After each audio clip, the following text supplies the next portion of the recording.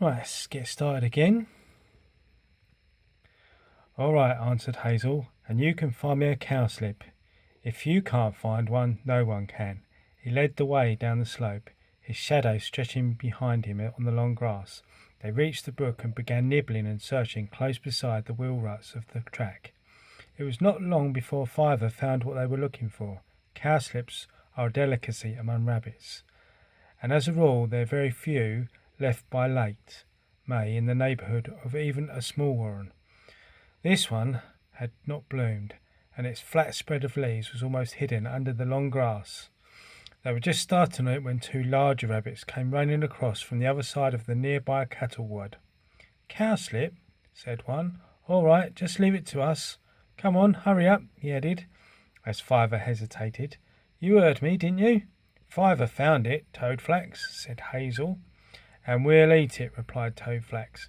"Cowslips are for Ozla. Don't you know that? If you don't, we'll easily teach you." Fiver had already turned away. Hazel called him up by the culvert. "I'm sick and tired of it," he said. "It's the same all the time. These are my claws, so this is my cowslip. These are my teeth, so this is my burrow. I'll tell you, if I ever get into the Ozla, I'll treat outskirts with a bit of decency." "Well, you can at least expect to be in the Owsla one day," answered Fiver. "You got some weight coming, and it's more than I shall ever have." "You don't suppose I'll leave you out to look after yourself, do you?" said Hazel. "But to tell you the truth, I sometimes feel like clearing out of this warren altogether. Still, let's not forget now, and try to enjoy the evening. I tell you what, shall we go across the brook? There's be fewer rabbits, and we can have a bit of peace, unless you feel it isn't safe," he added. The way in which he asked suggested that he did in fact think that Fiver was likely to know better than himself, and it was clear from Fiver's reply that this was accepted between them. "No, it's safe enough," he answered. "If I start feeling there's anything dangerous, I'll tell you. But it's not exactly danger that I seem to feel about this place. It's, I don't know, something oppressive, like thunder. I can't tell what, but it worries me. All the same, I'd come across with you." They ran over the culvert. The grass was wet and thick near the stream, and they made their way up to the opposite slope, looking for drier grass. Part of the slope was shadow from the sun sinking ahead of them, and Hazel, who wanted a warm, sunny spot, went on until they was quite near the lane. As they approached the gate, he stopped staring. "Fiver, what's that? Look!" A little way in front of him, the ground had been freshly disturbed. Two piles of earth lay on the grass, heavy posts, reeking of creosote and paint, towered up as high as the holy trees in the hedge, and the board they carried threw a long shadow across the top of the field. Near one of the posts, a hammer and a few nails had been left behind. Two rabbits went up to the board at a hopping run and crouched in the patch of nettles on the far side, wrinkling their noses at the smell of dead cigarette end somewhere in the grass. Suddenly Fiver shivered and cowered down. "Oh, Hazel, this is where it comes from. I know now. Something very bad. Something terrible. Coming closer and closer." He began to whimper in fear. "What sort of thing do you mean? I thought you said there was no danger." "I don't know what it is," answered Fiver wretchedly. "There isn't any danger here at the moment, but it's coming. It's coming.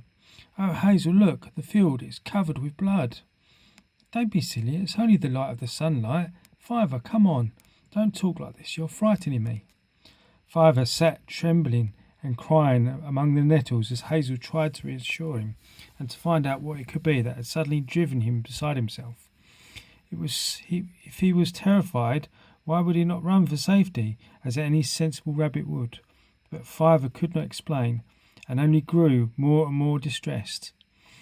At last Hazel said, "Fiver, you can't sit crying here. Anyway, it's getting dark. We'd better get back to the burrow." "Back to the burrow?" whimpered Fiver. "It will come there. Don't think it won't. I tell you, the field is full of blood." "Stop it," Hazel said firmly. Just let me look after you for a bit. Whatever the trouble is, it's time we got it back. He ran down the field and over the brook to the cattle wad. Here was a delay for Fiver, surrounded on all sides by the quiet summer evening, becoming hapless and almost paralysed with fear.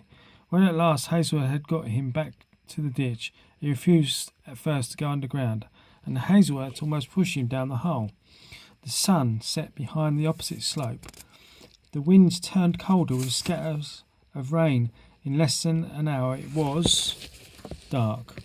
All colour faded from the sky, and all the big board on the gate creaked slightly in the night wind, as though it insisted it had not disappeared in the darkness, but still firmly where it had been. There was no passer-by to read the sharp, hard letters that cut straight black knives across its white surface. They said, "This ideally situated estate comprises 6 acres of excellent building land. It is to be developed with high-class modern residence by Such and Martin Limited of Newbury Berks." Right, okay, I'll stop there and start reading the rest of it a bit later, hopefully. See you later.